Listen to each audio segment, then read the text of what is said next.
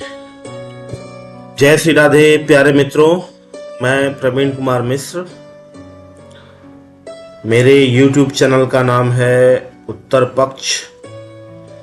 मैंने अपना चैनल बहुत पहले ही बनाया था, लेकिन कुछ कारणों से मैं अपना YouTube चैनल उस समय चला नहीं पाया। कुछ स्वास्थ्य संबंधी समस्याएं थीं और भी कुछ पारिवारिक समस्याएं थीं, जिनकी वजह से मैं अपना चैनल चला नहीं पाया। अब मैंने सोचा है कि अब चैनल को अच्छे तरीके से फिर से चलाना है।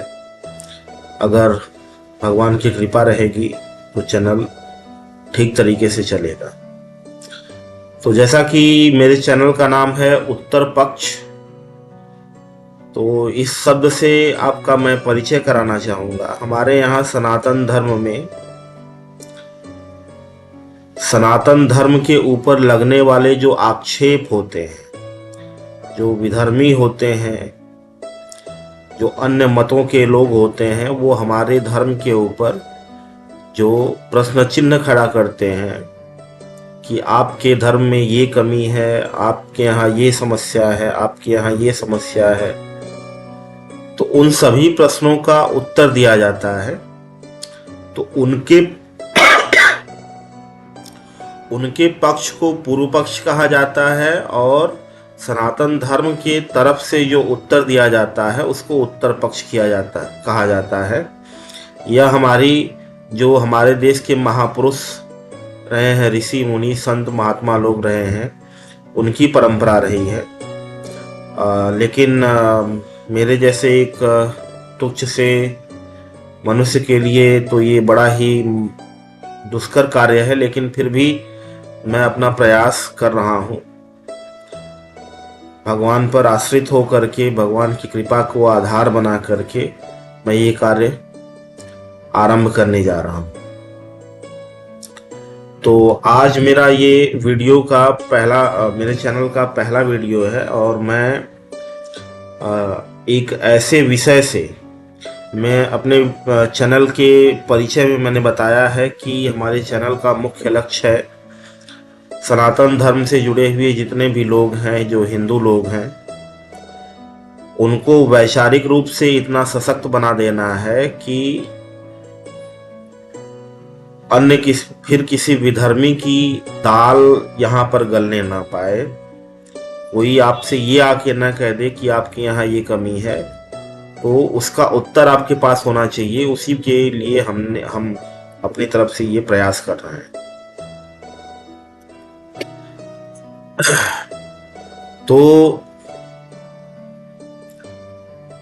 इस चैनल का लक्ष्य यही है कि प्रत्येक सनातनी वैचारिक रूप से सशक्त हो, देश में एक वैचारिक क्रांति जन्म ले। वैसे तो मैं इतना सक्षम नहीं हूं कि मैं वैचारिक क्रांति को जन्म दे सकूं। हम गुरुओं की कृपा, संतों की कृपा के आधार पर चलने वाले बड़े ही तुच्छ किस्म के लोग हैं, लेकिन फिर भी हम अपना योगदान जरूर करेंगे। यही विचार करके हमने यह कार्य आरंभ किया है। तो उत्तर पक्ष चैनल का मुख्य लक्ष्य यही है कि प्रत्येक सनातनी इतना वैचारिक रूप से सशक्त हो जाए कि पूरे देश में वैचारिक क्रांति आ जाए। जैसा कि आप सभी जानते हैं कि हमारे देश में पिछले 70 सालों से जो राजनीतिक परिस्थितियां रही हैं, हमारे देश के जो राजनेता हैं, पूज्य गुरुदेव स्वामी श्री निश्चलानंद सरस्वती जी कहते हैं कि ये नेता लोग आम जनता के मानसिक स्तर को, वैचारिक स्तर को इतना नीचा बना देते हैं, तभी ये लंबे समय तक उनके ऊपर राज कर पाते हैं। तो जो आम हिंदू जनमानस है, आम जनता है हिंदुओं की, उनका वैचारिक स्तर, उनके सोचने समझने की क्षमता इतनी नीचे गिर चुकी है कि वो हमारे ऋषियों, महात्माओं और हमारे शास्त्रों में क्या लिखा हुआ है उन सब बातों को समझना तो क्या, उनका परिचय भी नहीं प्राप्त करना चाहते हैं या नहीं प्राप्त कर पाते। तो उन्हीं शास्त्रों, उन्हीं महात्माओं, उन्हीं संतों की जो वाणियां हैं, उनकी जो वक्तव्य हैं, उनकी जो शिक्षाएं हैं, उनसे हमने जो सीखा है उसी को आप लोगों तक पहुंचाना हमारा लक्ष्य है, और इसी कार्य में हम लग करके ये चैनल चला रहे हैं। तो हमने अपना पहला जो इस चैनल का वीडियो रिकॉर्ड करने का विचार किया है, तो हमने सोचा कि ऐसा क्या रखा जाए कि उत्तर पक्ष जो चैनल का नाम है उससे मिलता जुलता, उससे मैच करता हुआ कंटेंट डेवलप हो सके। तो हमारे पास एक पुस्तक है, गीता प्रेस गोरखपुर की किताब है, ग्रंथ है, स्वामी श्री करपात्री जी महाराज, स्वनाम धन्य स्वामी श्री करपात्री जी महाराज, इनके नाम से तो जो सनातनी है वो परिचित ही है। उन्हीं की पुस्तक है मार्क्सवाद और राम राज्य। इसी पुस्तक पर चर्चा परिचर्चा करने से हमने अपने इस उत्तर पक्ष यूट्यूब चैनल की शुरुआत की है। तो आज हम यहाँ पर जो मार्क्सवाद और राम राज्य पुस्तक है हम आपको दिखा रहे हैं।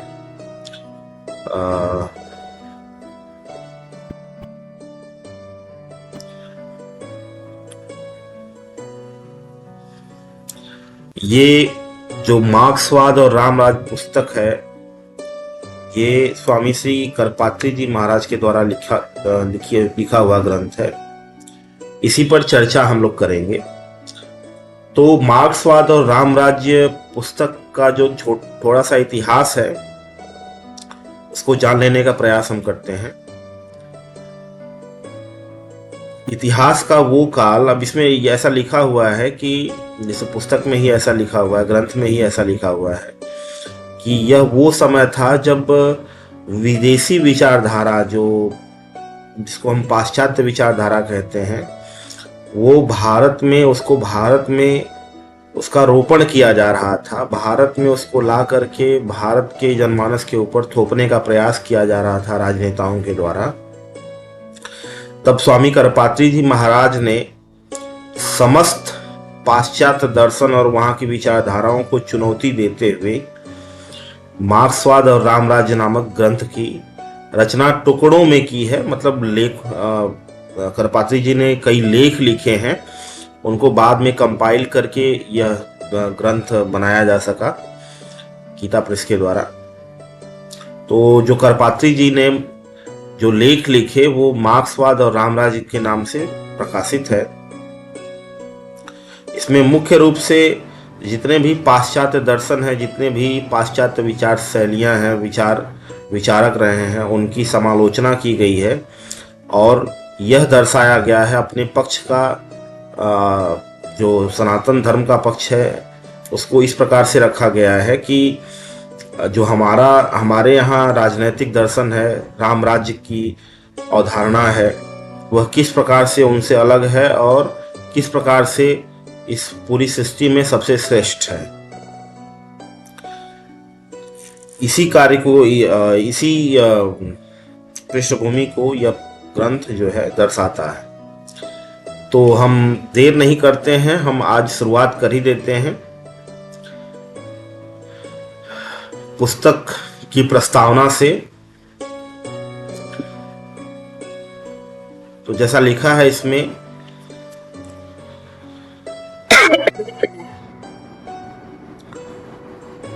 अखिल भारतीय राम राज्य परिषद, श्री हिंदू महासभा, जनसंघ आदि राजनीतिक दलों द्वारा 1953 में जम्मू कश्मीर आंदोलन चलाया गया। ये उस समय 1953 की राजनीतिक पृष्ठभूमि थी कि जम्मू कश्मीर आंदोलन चलाया गया था वहां पर। और ये राम राज्य परिषद जो है ये स्वामी करपात्री जी द्वारा बनाया गया राजनीतिक दल था। वो हिंदू महासभा और जनसंघ, जो आज भारतीय जनता पार्टी है, उस समय जनसंघ के नाम से जानी जाती थी, इन दलों के द्वारा जम्मू कश्मीर आंदोलन चलाया गया था। उस संबंध में श्री स्वामी करपात्री जी महाराज दिल्ली में गिरफ्तार हुए और वहां की जेल में नजरबंद कर दिए गए।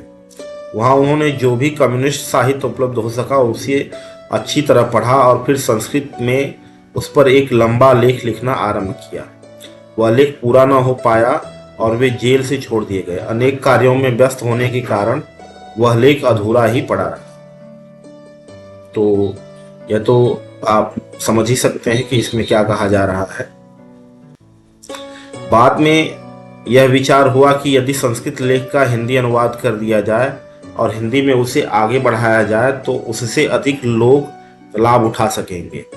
मुंबई के उत्साही युवक विद्वान श्री वासुदेव व्यास ने, जो श्री महाराज जी के अनन्य भक्त हैं, संस्कृत के लेख का बड़े परिश्रम से हिंदी अनुवाद किया, किंतु निरंतर यात्रा पर रहने के कारण वह लेख आगे न बढ़ सके। मतलब करपात्री जी चूंकि इतनी यात्राएं किया करते थे, देश भर में लोगों को जागरूक बनाने के लिए, सनातन धर्म के मूल्यों को समझाने के लिए इतनी यात्राएं करते थे कि इतनी व्यस्तता थी कि जो लेख उन्होंने लिखा था संस्कृत में, उसका हिंदी में अनुवाद तो श्री वासुदेव व्यास जी ने किया था, लेकिन वो लेख फिर आगे नहीं बढ़ाया जा सका। फरवरी 1955 में प्रयाग कुंभ से लौटने पर काशी में श्री विश्वनाथ मंदिर सत्याग्रह के संबंध में वे फिर गिरफ्तार कर लिए गए और उन्हें जिला जेल में रखा गया।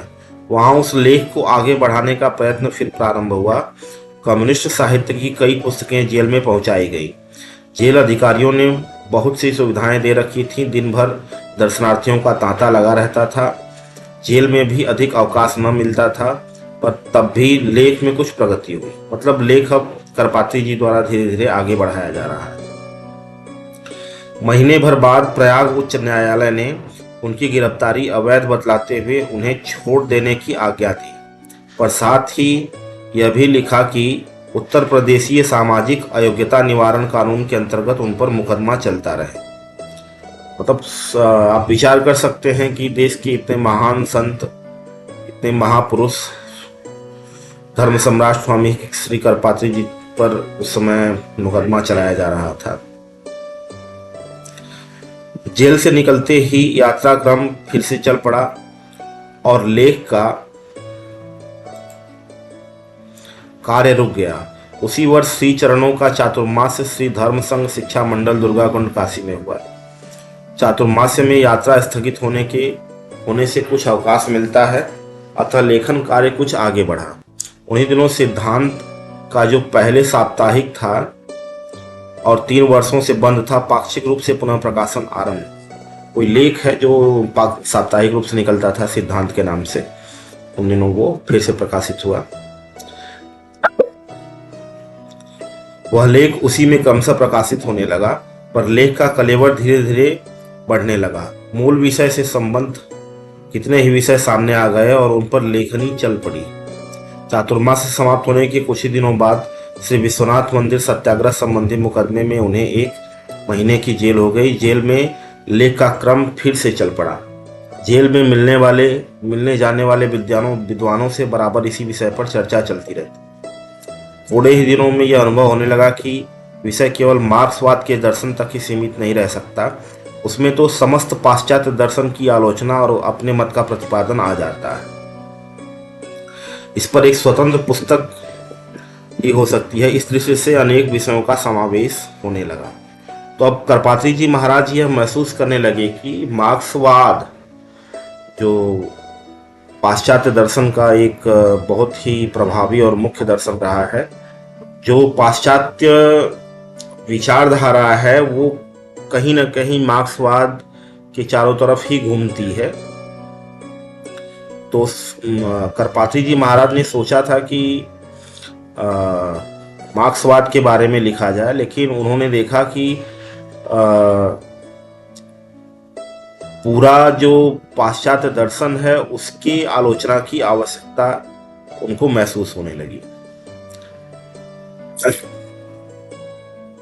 महीने भर का कारावास पूरा होने पर श्री महाराज जी यात्रा पर फिर निकल पड़े, परंतु अब यात्रा में भी जहां कहीं कुछ अवकाश मिल गया उन्होंने थोड़ा बहुत लिख डाला।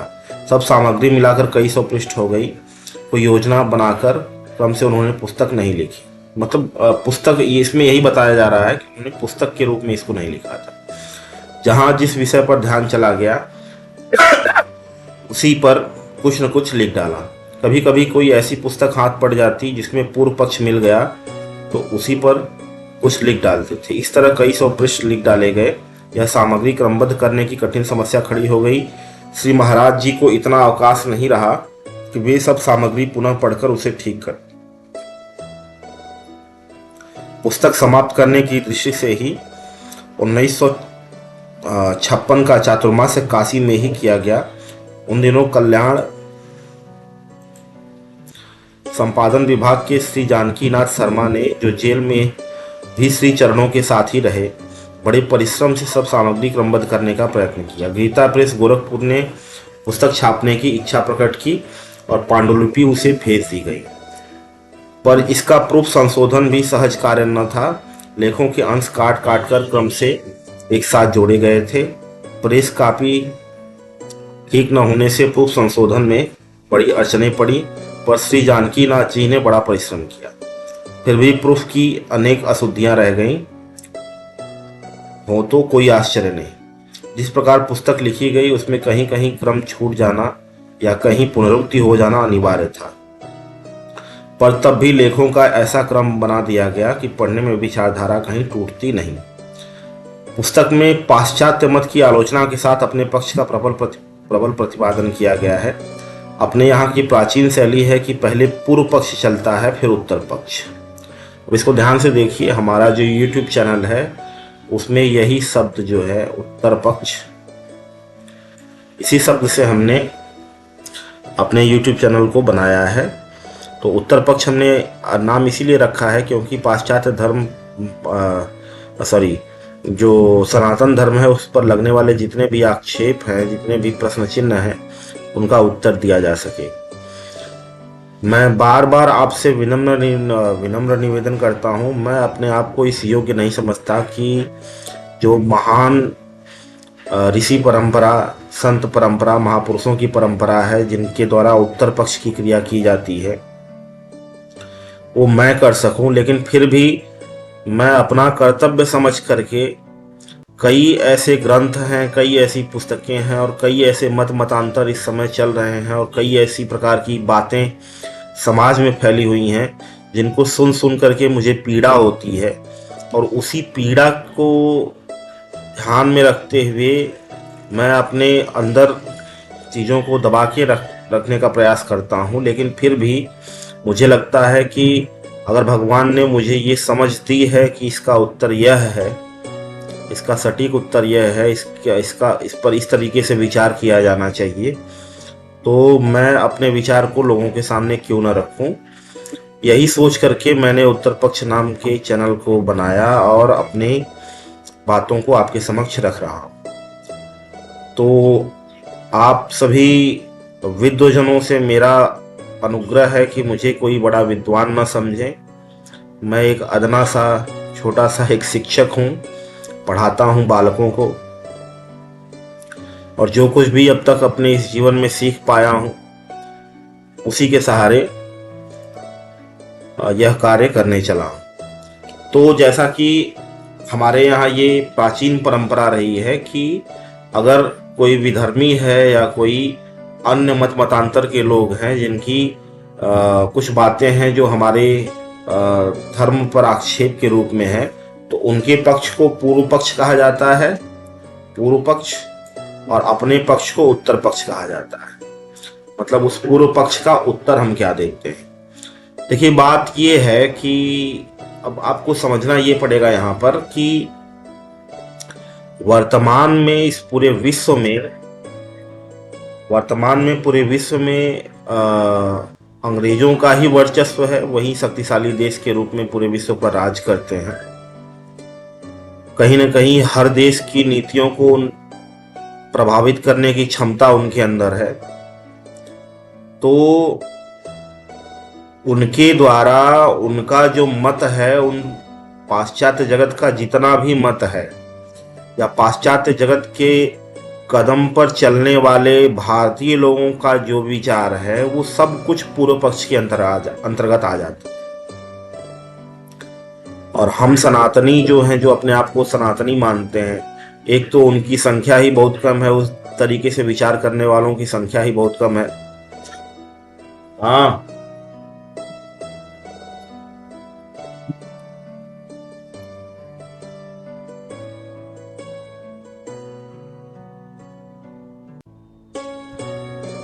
तो मैं कह रहा था कि हम लोगों की जो सनातनी हैं उन लोगों की संख्या कम है, और एक तरीके से ऐसा नहीं है कि हम शक्तिहीन हैं।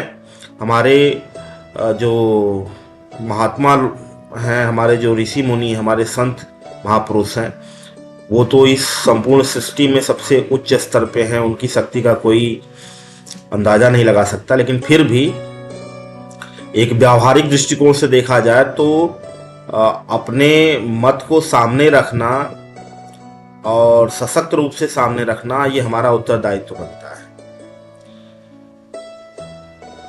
जो वर्तमान परिस्थिति है उसको ध्यान में रखते हैं। तो आगे बढ़ते हैं। इस पुस्तक में भी उसी का अनुसरण किया गया। फलतः यदि किसी विषय का एक स्थल पर विवेचन हो गया तो फिर उसे उस परिच्छेद में विस्तार पूर्वक नहीं उठाया जाएगा। इसका वह मूल विषय है। पुस्तक पढ़ने से सबसे बड़ा लाभ यह होगा, देखिए ध्यान देने वाली बात है यहाँ पर, पुस्तक के पढ़ने से सबसे बड़ा लाभ यह होगा कि दोनों पक्षों का समुचित ज्ञान हो जाएगा।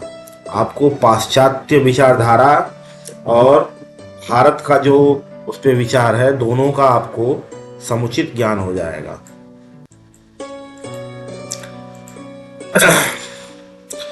यहाँ पे लेखक जो हैं उनका कहना है, पुस्तक के कुछ पन्ने पलटने या एक आध अध्याय पढ़ लेने मात्र से प्रतिपाद्य विषय का पूरा ज्ञान नहीं हो सकता। पुस्तक के नाम, हाँ, तो आपको ये पुस्तक पूर्ण रूप से आपको पढ़ना पड़ेगा, पूर्ण रूप से इसकी जो मेरे साथ जो चर्चा चल रही है उसमें भाग लेना पड़ेगा, और उसके बाद आप इस निर्णय पे पहुंचेंगे कि हमारा जो सनातन धर्म का सिद्धांत है वह दार्शनिक, वैज्ञानिक और व्यावहारिक तीनों धरातल पर सबसे श्रेष्ठ है। पुस्तक के नाम के संबंध में भी कुछ विचार चला। यद्यपि मार्क्सवाद शब्द रखा गया, पर उसके साथ समस्त पाश्चात्य दर्शन की आलोचना आ गया है। मार्क्सवाद का बहुत कुछ संबंध राजनीति से है। उसके जोड़ में राम राज्य शब्द ही ऐसा है जिसमें समस्त भारतीय राजनीति का समावेश हो जाता है। तो यहाँ पर बात यह है कि मार्क्सवाद को ही क्यों रखा गया, क्योंकि मैंने अभी आपसे पीछे कहा था कि जो पाश्चात्य जगत है उसकी जितनी भी राजनीतिक विचारधारा है वो मुख्य रूप से मार्क्सवाद के चारों तरफ घूमती है। मार्क्सवाद उसमें कुछ संशोधन या फिर जिस तरीके से मार्क्सवाद वहाँ विकसित हुआ है, उन सभी विचारकों के जो दर्शन है, जो मत हैं, वो कुल मिलाकर के मार्क्सवाद के चारों तरफ रहते हैं। और हमारे देश में जो हमारा राजनीतिक दर्शन है उसके लिए राम राज्य शब्द का इस्तेमाल किया गया है। यहाँ पे राम राज्य शब्द का मतलब ये है, राम राज्य शब्द को आप ऐसे समझ सकते हैं कि ईश्वर का राज्य, ईश्वर का राज्य। राम राज्य शब्द की विवेचना आगे की जाएगी, बृहद रूप में की जाएगी कि राम राज्य का तात्पर्य क्या होता है, राम राज्य में कौन कौन सी ऐसी चीज़ें हैं जो आती हैं, उसमें उसके अंग के रूप में आती हैं, उसको हम लोग आगे देखेंगे। लेकिन राम राज्य शब्द को ही यहाँ पे क्यों रखा गया है, क्योंकि भारतीय राजनीतिक दर्शन को व्यक्त करने के लिए राम राज्य शब्द जो है सबसे उपयुक्त समझ में आता है, इसीलिए ऐसा किया गया है।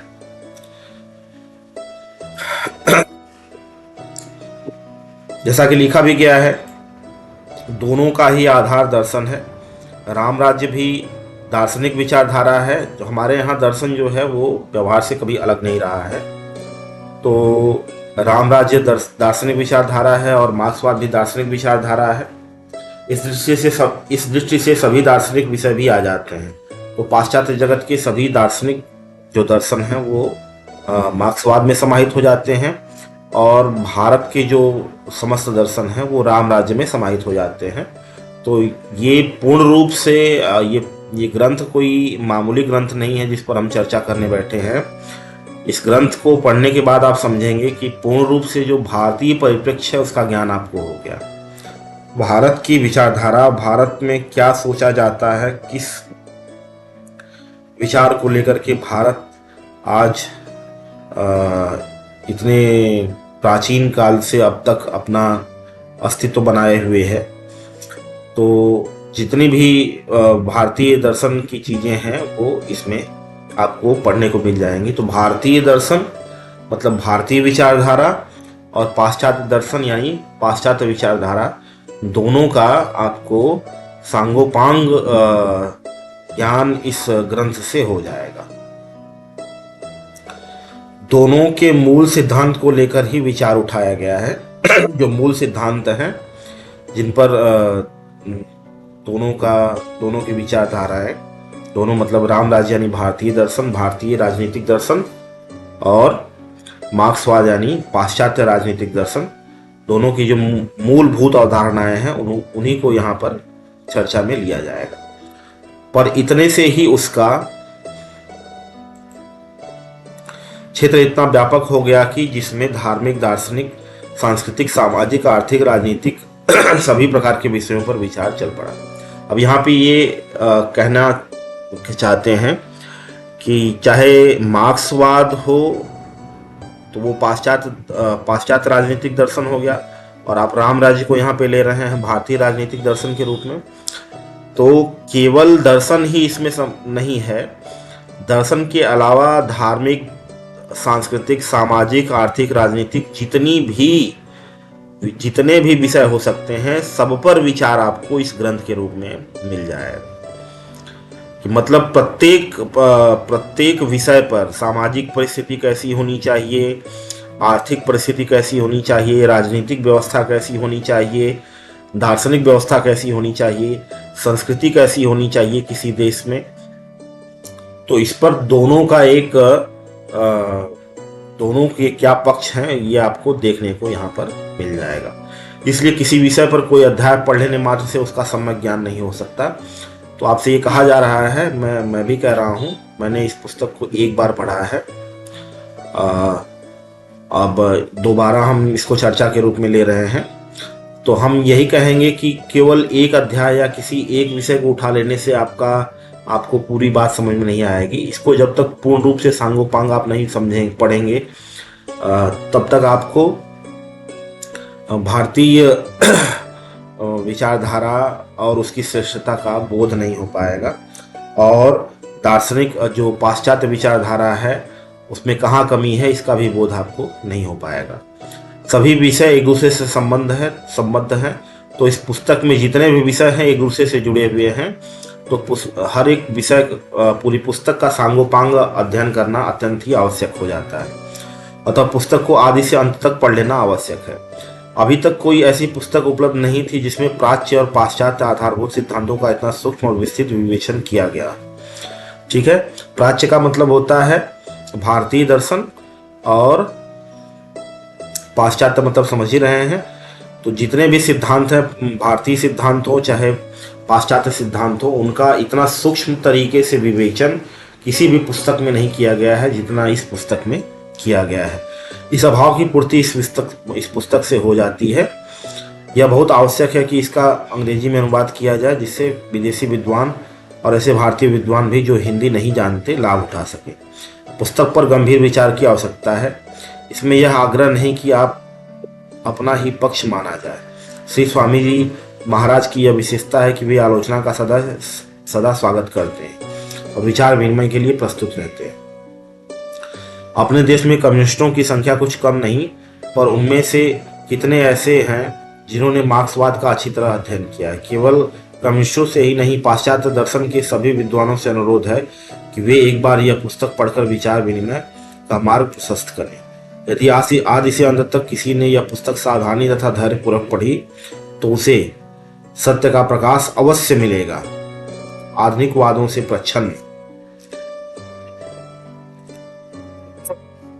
सत्य के अन्वेषक इस पुस्तक के लिए श्री स्वामी जी महाराज के सदा ऋणी होंगे। अस्तु।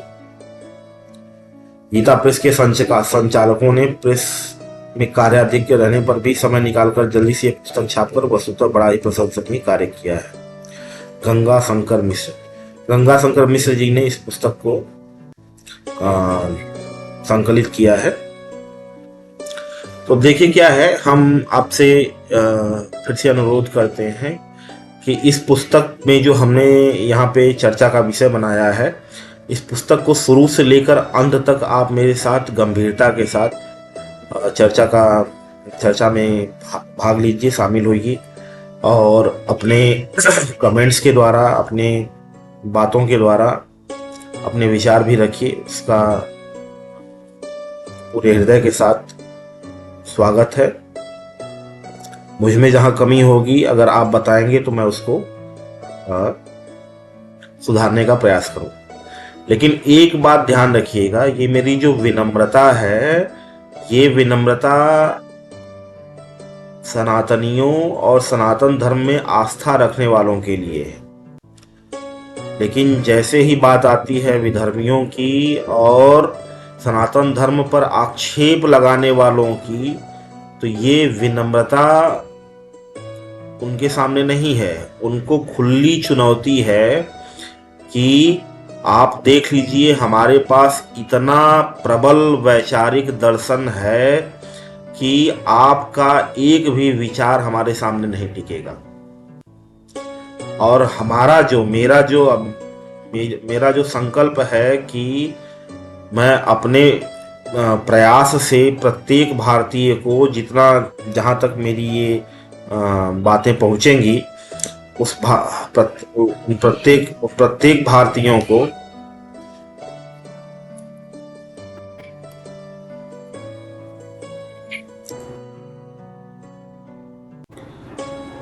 जहाँ तक मेरी बात पहुँचेगी, उन प्रत्येक भारतीयों को वैचारिक रूप से सशक्त बनाने का कार्य किया जाएगा, ताकि किसी भी विधर्मी की, किसी भी अन्य मतांतर की में आस्था रखने वाले लोगों की जो दुष्टता पूर्वक